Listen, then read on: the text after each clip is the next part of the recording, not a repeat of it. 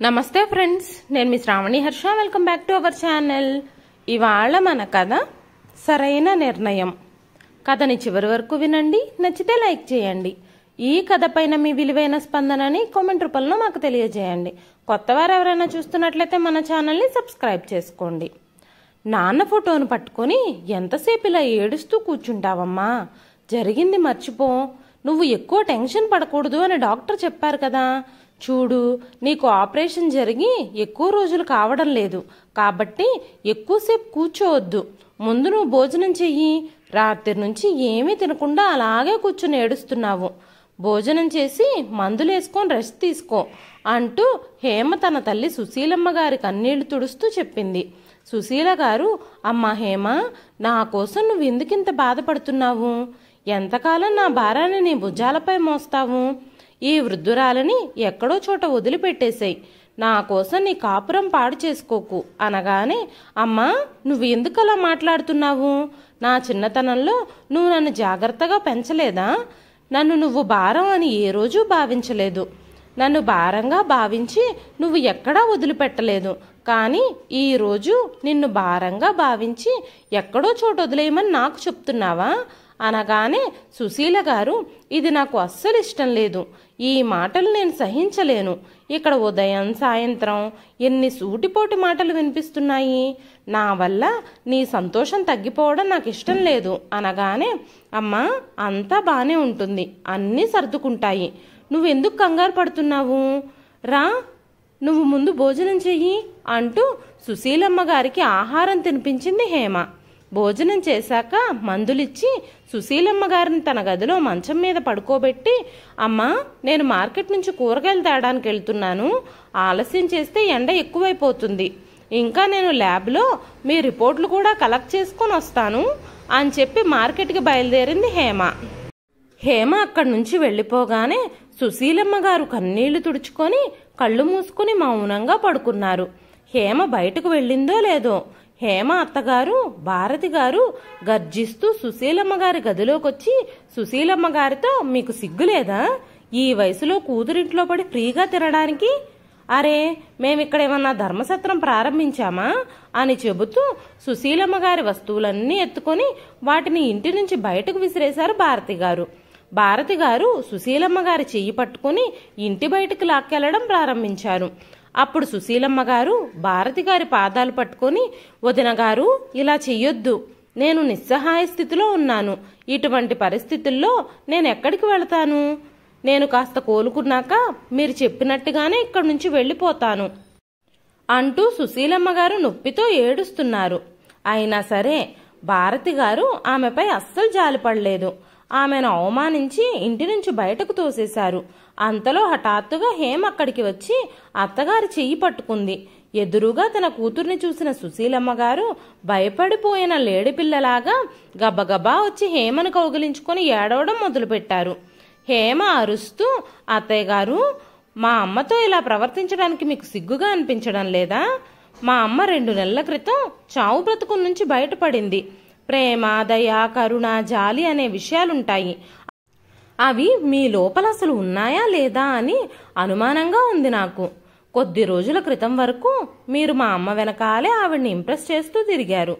కూతురు సంతోషం కోసం నా తల్లిదండ్రులు వారి సర్వస్వం త్యాగం చేశారు. ఇక ఇప్పుడు మా అమ్మ బాధ్యత నాది. ఆవిడిప్పుడు తన కూతురింట్లో ఉంది. మీరు నా తల్లితో ఇలా గనక ప్రవర్తిస్తే జాగ్రత్త, నేనేం చేస్తానో మీరు ఊహించను కూడా ఊహించలేరు అనగానే, హేమ, అమ్మతో ఎందుకు అలా మాట్లాడుతున్నావు అన్న శ్రీకాంత్ గొంతు వినిపించింది. కొడుకును చూడగానే భారతి గారు ముసలి కన్నీరు కారుస్తూ కొంగుతో ముక్కు చీదుకుంటూ, ఒక్కసారి చూడు బాబు, నా మీద నీ భార్య అత్తగారు ఎలా అజమాయిషీ చేస్తున్నారో. వీళ్ళిద్దరూ కలిసి నన్ను నానా మాటలు అంటున్నారు. ఇప్పుడు నువ్వే కళ్ళారా చూసావు కదా. ఈ వయసులో నీ భార్య తన తల్లితో కలిసి నన్ను రోజంతా చాలా పని చేసేలా చేస్తుంది. నా చేతులు కాళ్ళు వాచిపోతున్నాయి అన్నారు. అది విన్న శ్రీకాంత్ రక్తం ఉడికిపోయింది. హేమపైకి చెయ్యెత్తాడు. ఎంత ధైర్యం నీకు? నువ్వు నా తల్లిని హింసిస్తున్నావా? నువ్వు నా తల్లితో ఇంట్లో అన్ని పనులు చేయిస్తున్నావు. పైగా నువ్విప్పుడు మీ అమ్మ భారాన్ని కూడా తీసుకొచ్చి మా నెత్తి మీద పడేశావు. శ్రీకాంత్ మాటలు వింటున్న హేమ ఇక తట్టుకోలేక, నా తల్లికి వ్యతిరేకంగా ఎవ్వరు మాట్లాడినా జాగ్రత్త, నేనేం చేస్తానో మీకు కూడా బాగా తెలుసు అంది.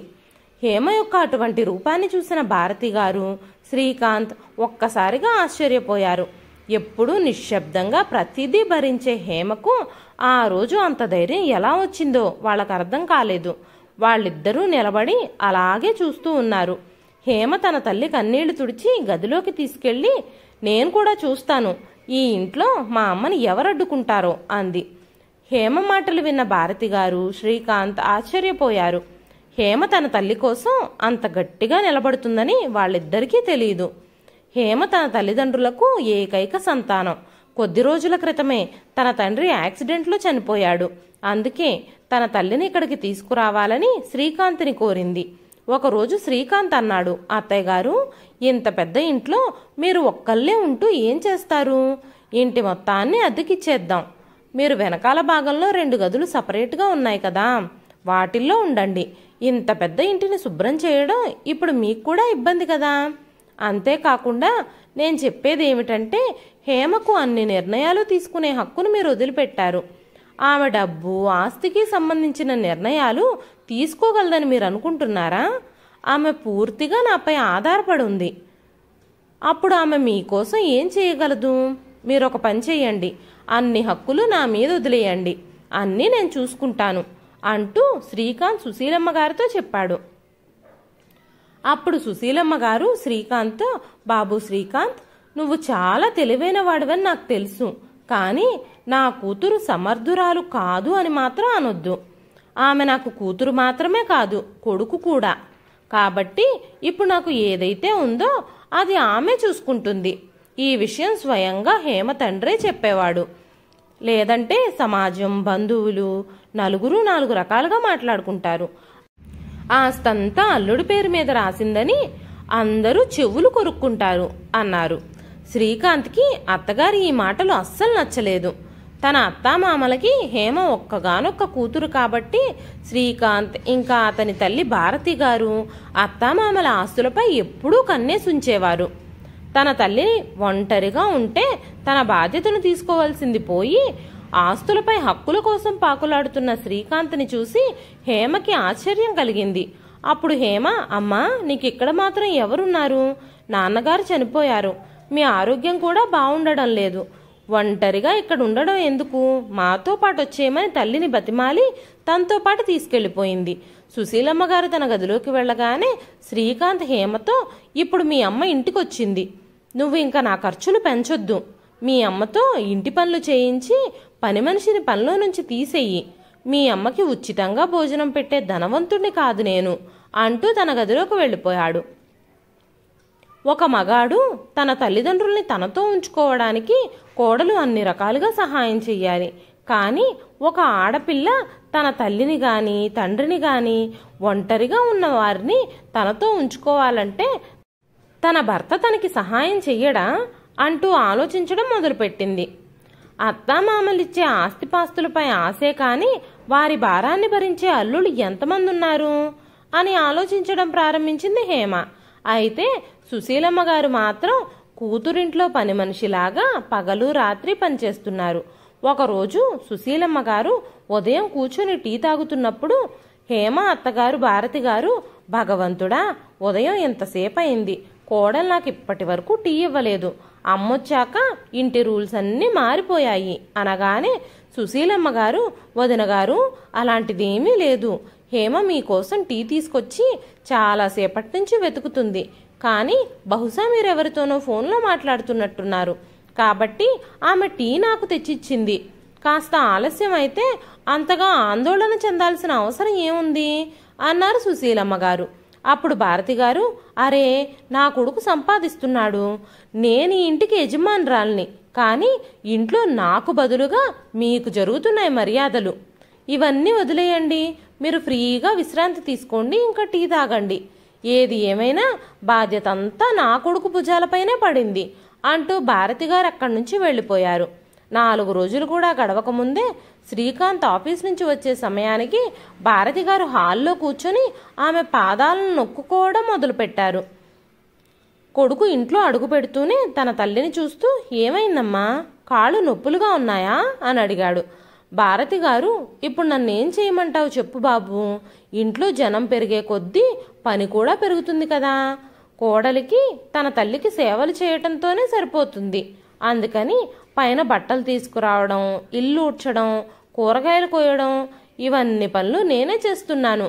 సరే, నా బాధలేవో నేను పడతానులే గాని వెళ్ళు, నువ్వు ముందెళ్ళి చేతులు కాళ్ళు కడుక్కో, కనీసం కాసేపు విశ్రాంతి తీసుకో, నా గురించి ఆలోచించకు అనగానే హేమ తన తల్లిని పట్టించుకోవడం లేదని శ్రీకాంత్ తట్టుకోలేకపోయాడు. మరుసటి రోజు ఆదివారం హేమ కూరగాయలు కొనడానికి మార్కెట్కి వెళ్ళింది. శ్రీకాంత్ సుశీలమ్మ గారితో, అత్తయ్య గారు, మీరెప్పుడూ కూర్చుని విశ్రాంతి తీసుకుంటూనే ఉంటారా? ఇంట్లో పనులు చేయొచ్చు కదా, ఆ బయటంతా ఊడ్చొచ్చు కదా. ఇంటి పనులన్నీ మీరు వచ్చిన దగ్గర నుంచి మా అమ్మ మీదే పడుతున్నాయి. మీరు మా అమ్మకు కాస్త సహాయం చేయొచ్చు కదా అంటూ శ్రీకాంత్ తన బట్టలు కొన్ని తెచ్చి, అత్తయ్య గారు, ఇవి నా బట్టలు, వీటిని బాగా ఉతికి ఆరబెట్టి ఇస్త్రీ చేయండి. కనీసం మీకు తిండి పెడుతున్నందుకు చాకలివాడి ఖర్చులైనా మిగులుతాయి. ఈ ఇంట్లో నేను ఒక్కడనే సంపాదించేవాణ్ణి, 5గురు నా మీద పడి తింటున్నారు. నా పరిస్థితి ఎలా ఉంటుందో ఊహించండి అంటూ అక్కడి నుంచి వెళ్ళిపోయాడు.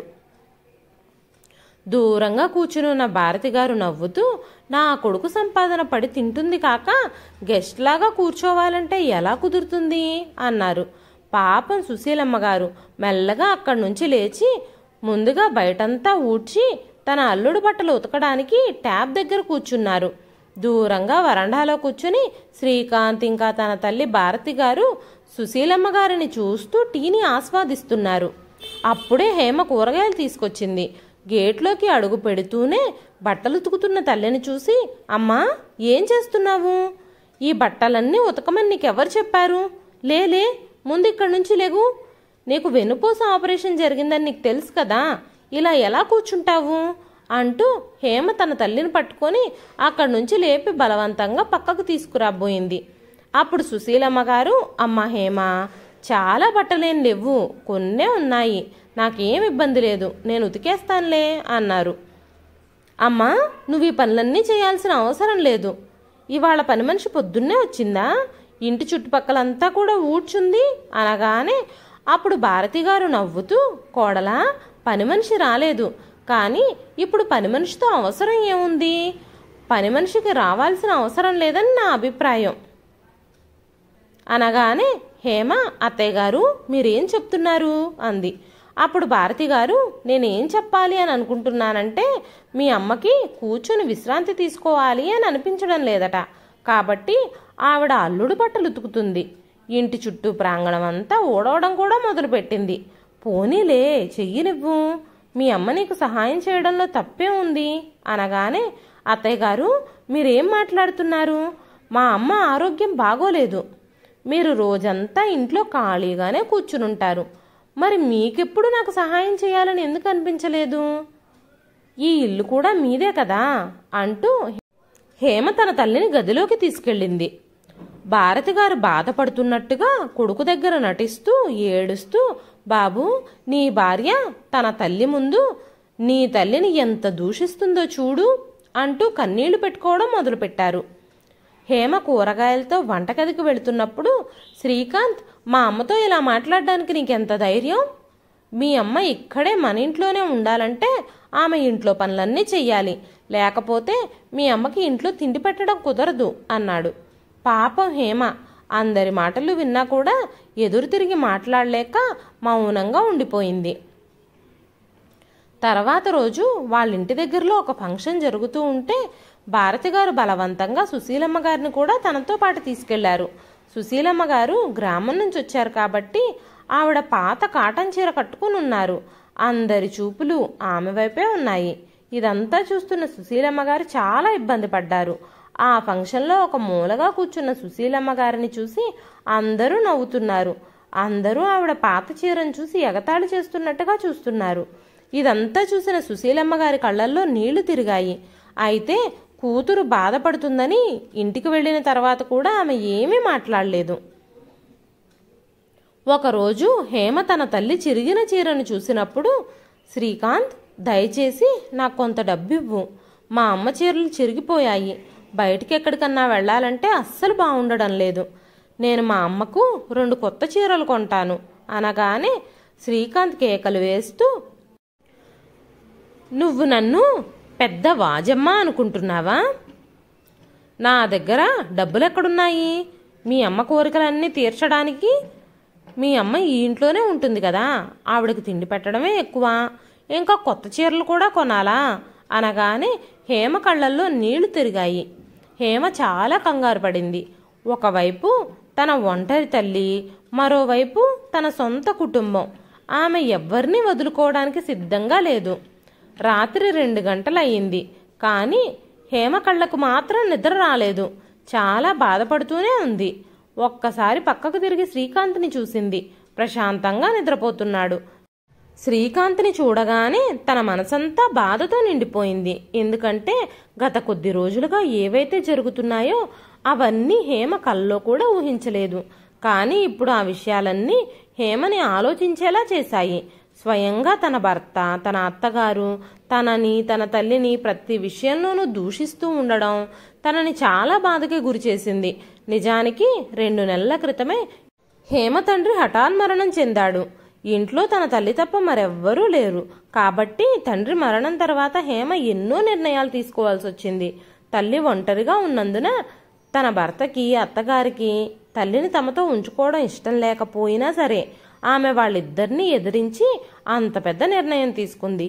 కానీ కొన్ని రోజుల తర్వాత సుశీలమ్మ గారు తన ఇంటికి తిరిగి వెళ్ళిపోతాను అని అడిగినప్పుడు హేమ కూడా అదే సరైందని భావించింది.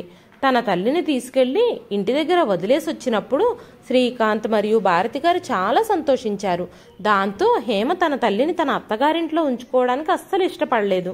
ఎందుకంటే తన తల్లి ఇంట్లో ఉన్నన్ని రోజులు తన భర్త మరియు అత్తగారు ఆమెను పని మనిషిలా భావించేవారు. పాపం సుశీలమ్మ గారు ఉదయం నుంచి రాత్రి వరకు పనిలో నిమగ్నమై ఉండేవారు. కానీ తల్లి కొడుకులిద్దరూ మాత్రం సరదాగా కూర్చొని కబుర్లు చెప్పుకుంటూ ఉండేవారు. తన అత్తగారు తన తల్లికి కొంచెం కూడా సహాయం చేసేది కాదు. రోజులు గడుస్తున్న కొద్దీ హేమ తన తల్లి గురించి మరింత ఆందోళన చెందడం మొదలుపెట్టింది. అయితే శ్రీకాంత్ మాత్రం ఆ విషయాలు ఏమీ పట్టించుకోవడం లేదు.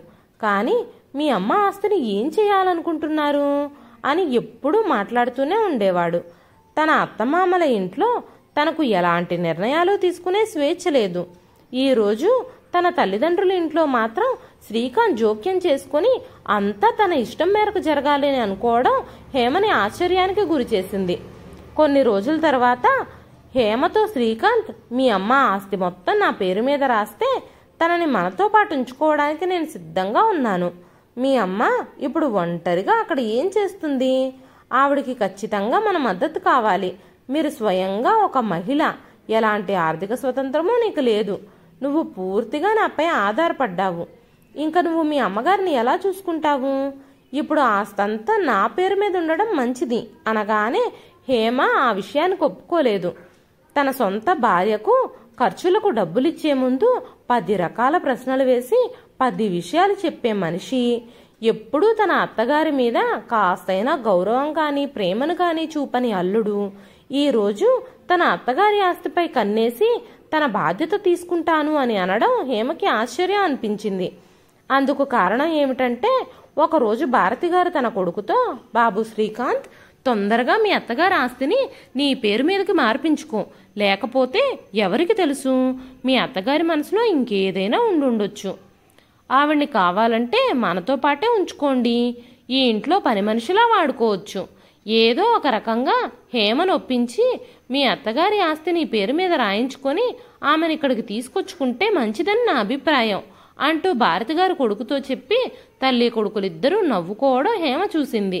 అప్పుడు వెంటనే హేమ శ్రీకాంత్ దగ్గరకు వచ్చి, శ్రీకాంత్, అత్తయ్య గారు తన ఆస్తి మొత్తం నీ పేరు మీద రాశారా? రాయలేదు కదా. అయినా సరే మీరు మీ అమ్మగారిని చాలా జాగ్రత్తగా చూసుకుంటున్నారు. మీ అన్నయ్య, వదిన వేరే ఎక్కడో ఉంటున్నారు. ఏడాదికి 1-2 సార్లు వస్తారు. మీ అమ్మగారి ఖర్చులన్నీ మీ తల మీదే ఉన్నాయి. అయినా సరే మీరు బాధపడరు. ఈరోజు మా నాన్నగారు చనిపోయారు, కానీ మా అమ్మ బాధ్యత తీసుకోవాలంటే మాత్రం ఇంత నీచంగా ఆలోచిస్తున్నారు అని చెప్పి అక్కడి నుంచి వెళ్ళిపోయింది. మరుసటి రోజు కూడా భారతి గారు అదే విషయాన్ని లేవనెత్తారు. హేమ తన భావాలను వ్యక్తం చేసినప్పుడు భారతి గారు, నా కొడుకు తన అమ్మ కోసం ఖర్చు పెడుతున్నాడు.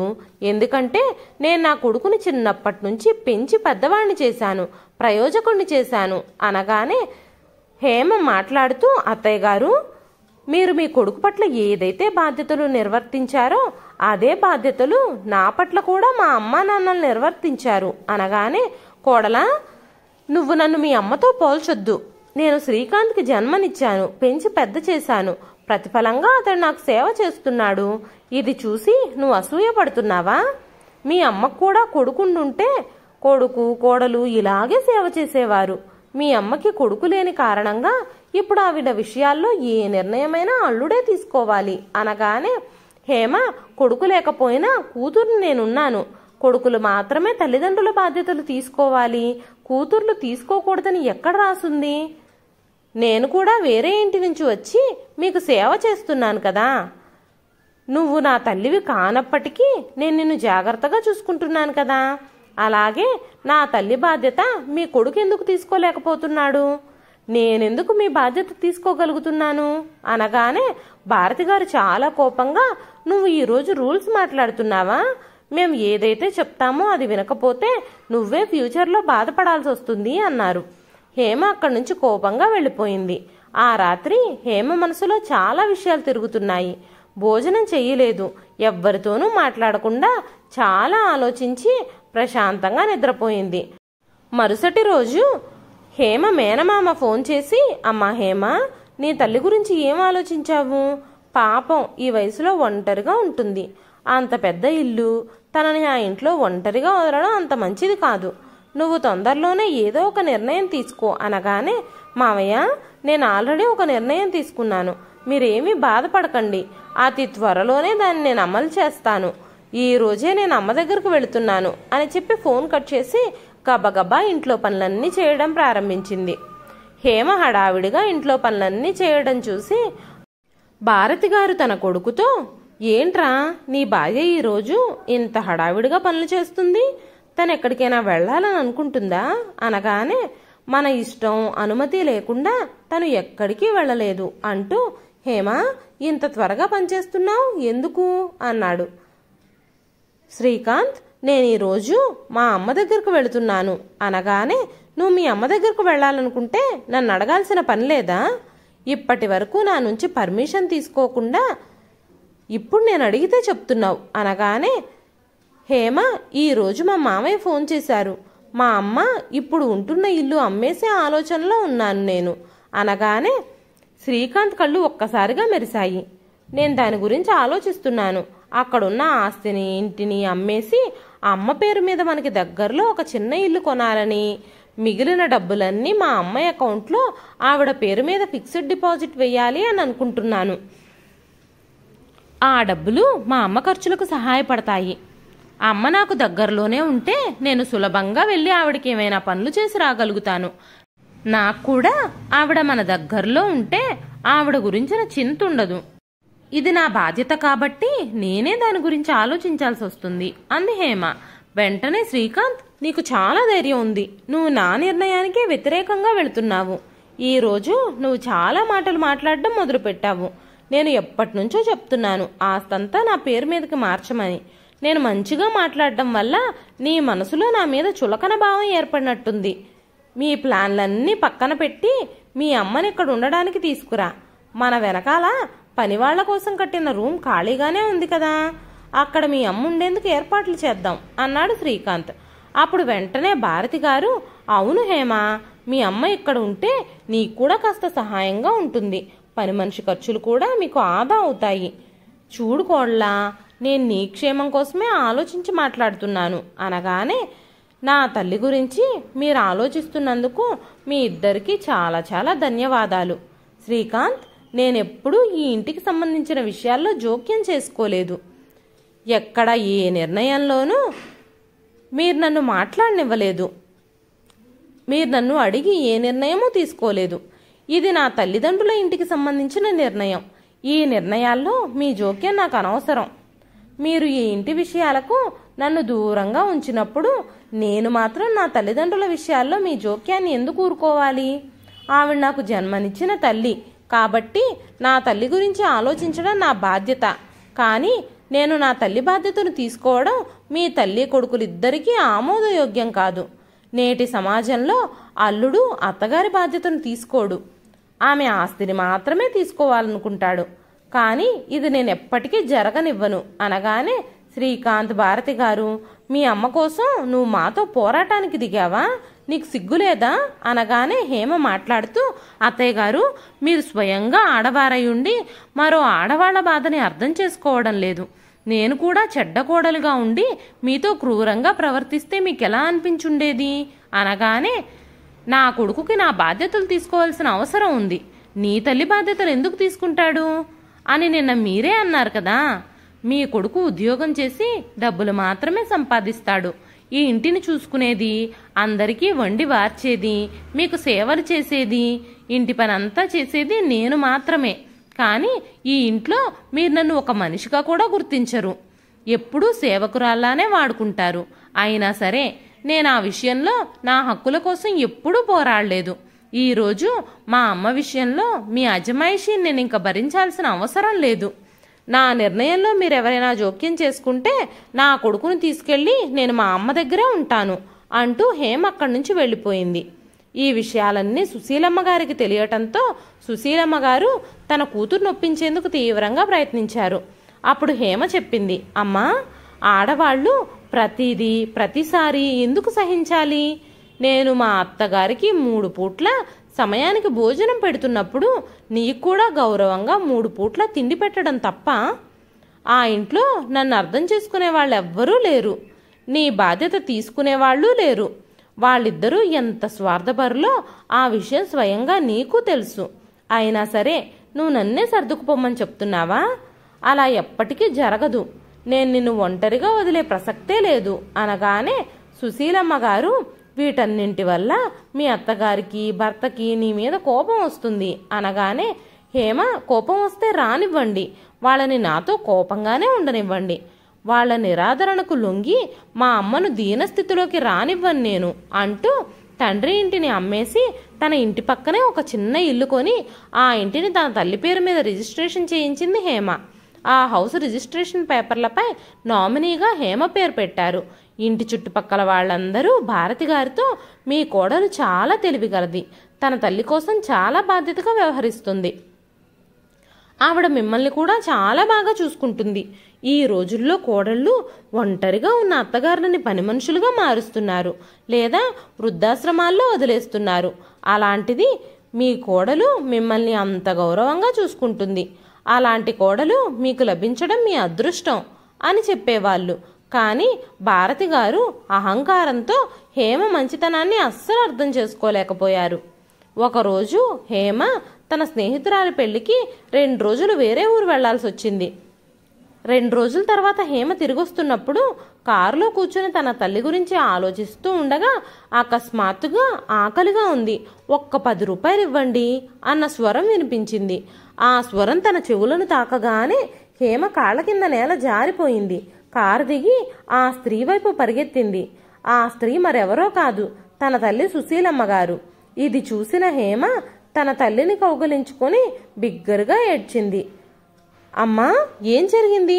నువ్విక్కడ ఎందుకున్నావు అని అడగగానే సుశీలమ్మ గారు తన కూతుర్ని కౌగలించుకొని, నువ్వు బయటకు వెళ్ళగానే నీ భర్త, అత్తగారు నాతో బలవంతంగా చెక్కు బుక్లపై ఇంకా ఇంటి పేపర్లపై సంతకాలు పెట్టించుకొని నన్ను నిర్మానుష్య ప్రదేశంలో వదిలేశారు.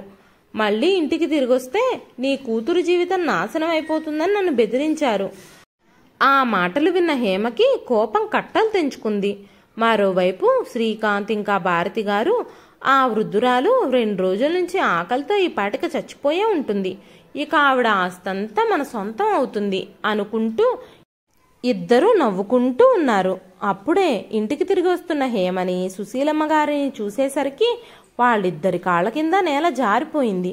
అంత నిర్మానుష్య ప్రదేశంలో వదిలేసిన తన దారి కనుక్కొని సిటీలోకి ఎలా రాగలిగింది అంటూ ఆశ్చర్యపోతూ వాళ్ళిద్దరూ తమ కళ్ళని తామే నమ్మలేకపోయారు. హేమ ఇంకా తట్టుకోలేక శ్రీకాంత్ చెంప మీద లాగిపెట్టి కొట్టింది. నీకు ఎంత ధైర్యం?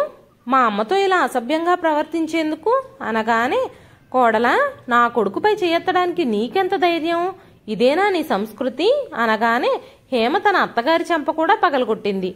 మీరు చేసిన తప్పులకు మీరు ఖచ్చితంగా శిక్ష అనుభవిస్తారు అంటూ పోలీసులకు ఫోన్ చేసింది. వెంటనే అక్కడికి చేరుకున్న పోలీసులు భారతి గారిని, శ్రీకాంత్ని అరెస్ట్ చేశారు.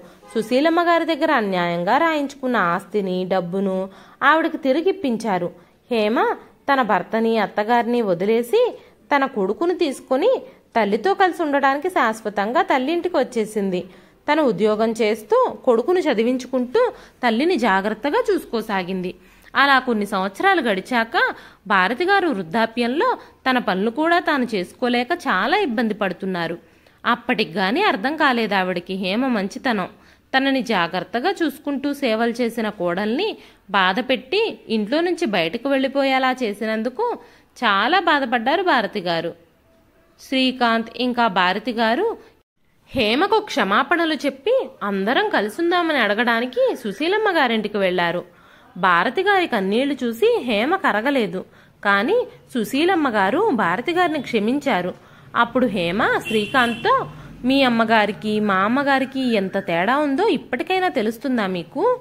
ఇన్ని రోజులు మీరు ఎన్ని బాధలు పెట్టినా, తన చావును కోరుకున్నా మా అమ్మ మిమ్మల్ని ఇద్దరిని క్షమించింది అనగానే శ్రీకాంత్, భారతి గారు సిగ్గుతో తలదించుకున్నారు. ఆ రోజు నుంచి భారతి గారు, సుశీలమ్మ గారు, శ్రీకాంత్ ఇంకా హేమ అందరూ కలిసి ఒకే ఇంట్లో ఉండడం మొదలుపెట్టారు. హేమ అత్తగారిని, తల్లిని జాగ్రత్తగా చూసుకుంటుంది. తన జీవితంలో అన్ని మలుపులు చూసిన హేమ తన వృద్ధాప్యంలో ఎవ్వరి మీద ఆధారపడకూడదు అని నిర్ణయించుకుంది. ఇప్పటి నుంచే తన వృద్ధాప్యం కోసం ప్రణాళికలు వేసుకుని తన జీతం డబ్బు నుంచి కొంత డబ్బుని వృద్ధాప్యం కోసం దాచుకోవడం మొదలుపెట్టింది. ఇదండి ఈ రోజు కథ. ఈ కథ మీకు ఎలా అనిపించింది? హేమ తన తల్లికి అండగా నిలబడ్డం కోసం తన భర్తని, అత్తగారిని ఎదిరించి పోరాడడం కరెక్టే అని మీరు భావిస్తున్నారా? మీ విలువైన అభిప్రాయాల్ని కామెంట్ రూపంలో మాకు తెలియజేయండి. కథ నచ్చితే ఒక లైక్ చేయండి. మరొక మంచి కథతో మళ్ళీ కలుస్తానండి. అంతవరకు సెలవు.